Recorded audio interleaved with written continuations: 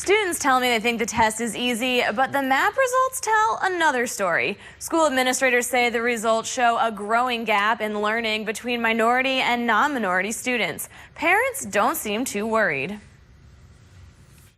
Some Columbia Middle School students say the MAP test is a piece of cake. That hard it was. If you use and process what you knew, you would have all the answers right. You could do well. While these students think they did well. I think I did really good. I took my time in full effort. Test results released today showed the majority of their classmates found the test more difficult, especially minority and lower income students. Kids in that group failed to place in the math section of the test and scored 35.7% overall. Compare that to the 93.8% in math and the 82.1% overall that the entire district scored. The numbers support school officials' fear of a growing education gap in Columbia Public Schools. I'm terribly disappointed in that we're not seeing more change at that spring release lunch, and our students of color are not scoring at the level we would like them to score. Parents, on the other hand, are less concerned by the results.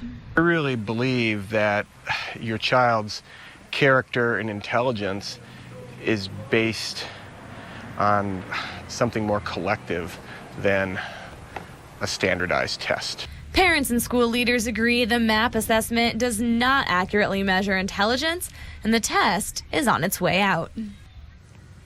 Columbia Public School students on average scored higher than the rest of Missouri and the entire country on both AP and ACT exams. It's the results from the MAP test where we see the most significant changes. Test results on the biology portion showed the most improvement, with more than 13% increase in those who scored proficient or advanced. Scores on the math section showed the most trouble. The majority of grades saw a drop in scores compared to last year and are lower compared to the rest of the state.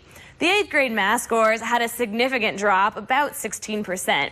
So this year, just more than 30% of 8th grade students scored in the proficient or advanced levels. Columbia Public Schools superintendent says the results are not a good representation of the district's students. And I'm almost to the point, and I've said this in the past, that I just don't even care about the math test anymore, because I really would be more concerned about what we believe and think. Because I've been around long enough, when you read the questions on some of the tests, you say, how did that question get on the test? And why is that important? Well, it was important to some group that created the test, but that wasn't to Columbia. The school board is now focusing on a new testing model that could more accurately judge achievement. For a full look at the results from your child's district, check out our website, KOMU.com.